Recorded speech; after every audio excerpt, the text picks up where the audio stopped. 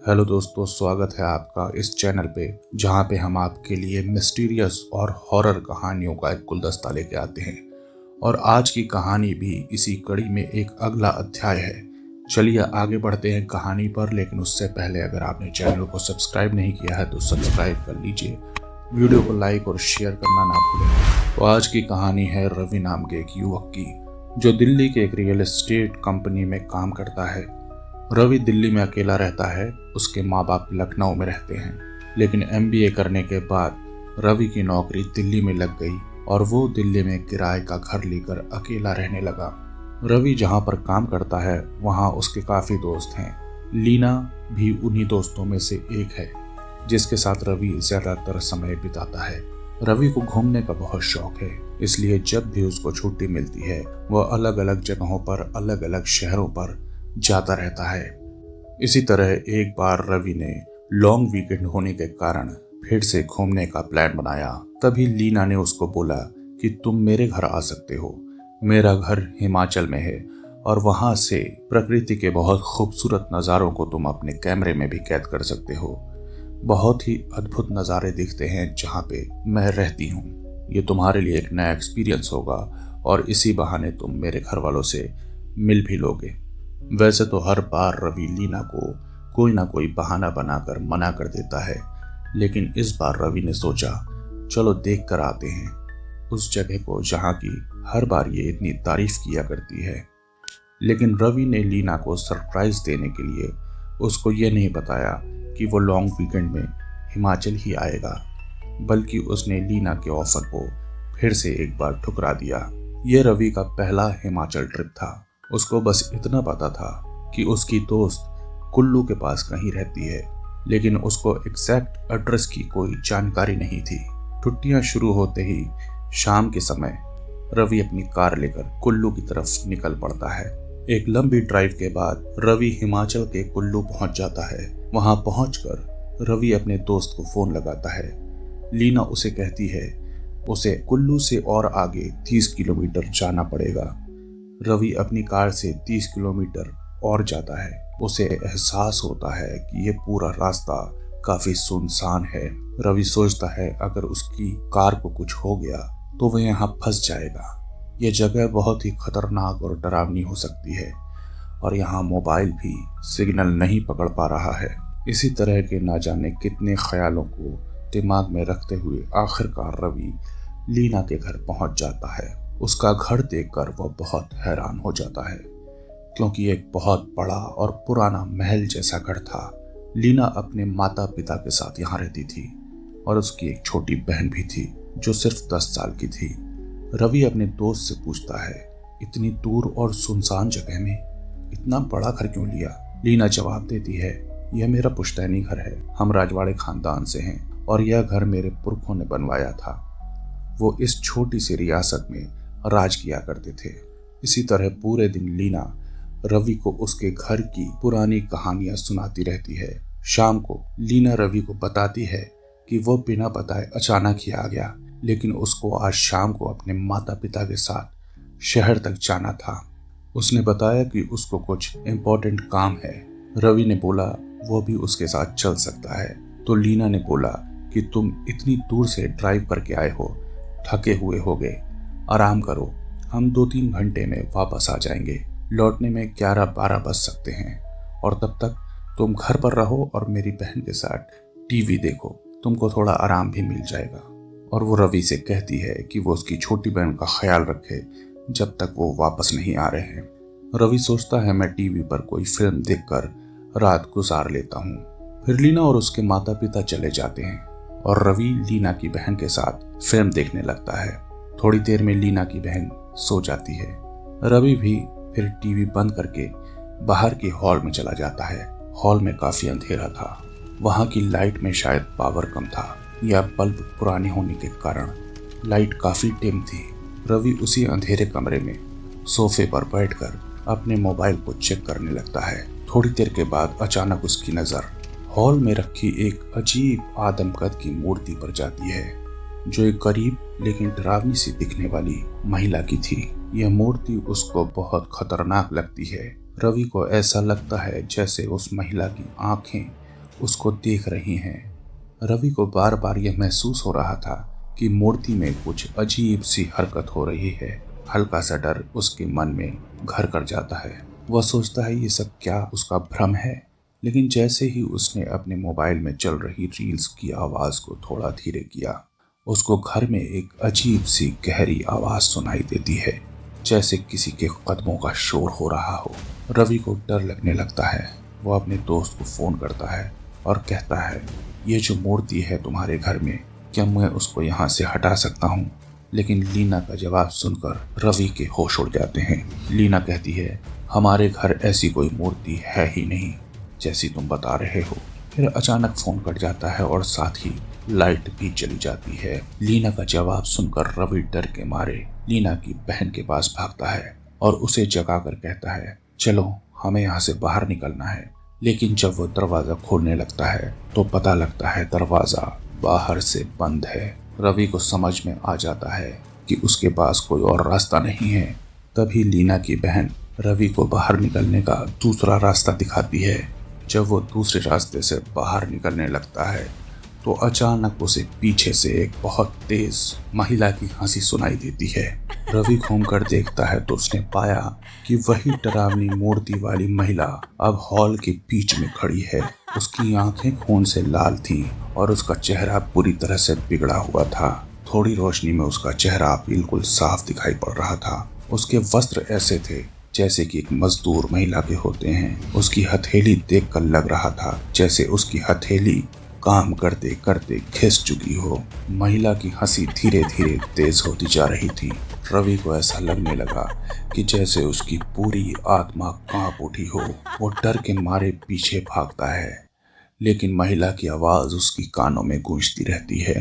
वो बार बार एक ही बात कह रही थी, मैं जिंदा हूँ, मैं जिंदा हूँ, मैं जिंदा हूँ, मैं जिंदा हूँ, मैं जिंदा हूँ, मैं जिंदा हूँ। रवि और लीना की बहन घबराए हुए बाहर निकलते हैं, लेकिन जैसे ही वो बाहर आते हैं रवि को फिर से वह महिला अपनी ओर आती हुई दिखती है। उसके बाल बिखरे हुए थे और उसकी चाल बहुत धीमी थी, जैसे कि वो जमी हुई जमीन से निकल रही हो। रवि लीना की बहन को पकड़कर जल्दी से गाड़ी के अंदर बैठता है। उसकी धड़कनें इतनी तेज हो जाती हैं कि लगता है अब कुछ भी नहीं हो सकता। आनन फानन में उसने गाड़ी स्टार्ट की और उसी सुनसान रास्ते पर कुल्लू की तरफ निकल पड़ा। लेकिन रास्ते भर वही डरावनी महिला की खतरनाक सोच उसका पीछा करती है। रवि का दिल बहुत जोर से धड़क रहा था। थोड़ी देर बाद रवि शहर के करीब पहुंच जाता है तो उसको लीना शहर से वापस आते हुए दिख जाती है। रवि कार रोककर लीना को सारी घटना बताता है। लीना रवि को दिलासा देकर बोलती है कि वो कोई मूर्ति नहीं होगी।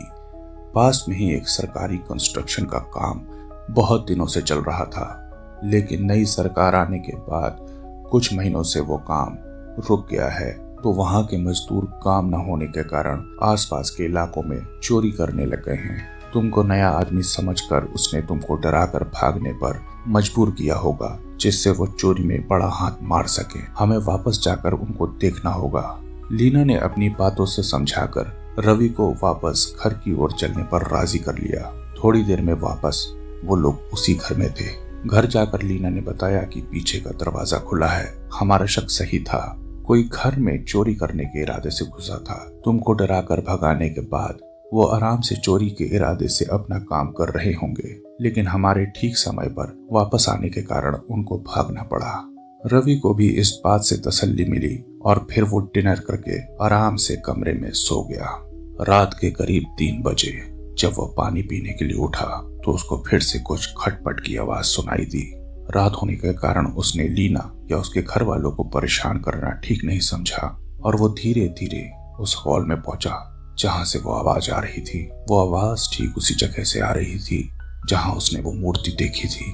आवाज की डायरेक्शन में जाने के बाद उसको पता चला कि वो आवाज फर्श पर लगे एक दरवाजे से आ रही है, जो शायद तहखाने की ओर जाता था। डरते डरते किसी तरह उसने वो तहखाने का दरवाजा खोला तो नीचे सीढ़ी पर उसको फिर से वही औरत दिखाई पड़ी जो उसने पहले देखी थी।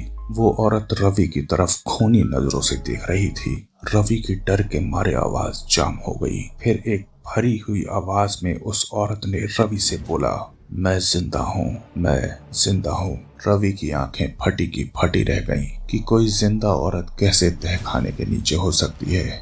उसने फिर से वो शब्द दोहराए कि मैं जिंदा हूँ, और रवि का हाथ पकड़कर वो तहखाने से बाहर निकल आई। रवि एक गहरे सदमे में था। उस औरत ने फिर से अपने वाक्य को दोहराया, मैं जिंदा हूँ, पर वो नहीं। और उसने खिड़की के बाहर इशारा करके रवि को कुछ दिखाना चाहा। रवि ने खिड़की के बाहर लॉन एरिया में देखा कि लीना और उसके माँ बाप करीब 10-15 लोगों को कोई इंस्ट्रक्शन दे रहे हैं। बड़े अजीब से कपड़े पहन रखे थे लीना और उसके माता पिता ने। उस औरत ने फिर से वही वाक्य दोहराया, मैं जिंदा हूँ, पर वो नहीं। रवि की समझ से ये सब परे होता जा रहा था। वह बस बेहोश नहीं था, बाकी उसके दिमाग ने काम करना पूरी तरह से बंद कर दिया था। खौफ और डर से उसके हाथ पैर पूरी तरह से सुन्न हो चुके थे और वह पसीने में पूरी तरह से नहा चुका था कि तभी उस औरत ने वहां से भागने के लिए रवि को बोला, चलो भाग चलो यहाँ से। अंदर खटपट की आवाज सुनकर बाहर लॉन में खड़े लीना और उसके माता पिता की नजर हॉल में खड़े रवि पर पड़ी तो वह तुरंत रवि की ओर बढ़ने लगे। उस औरत ने फिर अपनी बात दोहराई और उस जगह से बाहर दरवाजे की ओर भागते हुए बोली, मैं जिंदा हूँ, पर वो नहीं, चलो भाग चलो। रवि ने देखा कि लीना और उसके माता पिता खिड़की में लगे कांच को क्रॉस करके दरवाजे के अंदर आ जाते हैं। तभी रवि को आखिरी बार उस औरत की आवाज सुनाई दी, मैं जिंदा हूँ, वो नहीं। इतना कहते ही लीना की नजर उस औरत पे पड़ी और वो औरत भागते भागते जमीन पर मूर्छित होकर गिर पड़ी।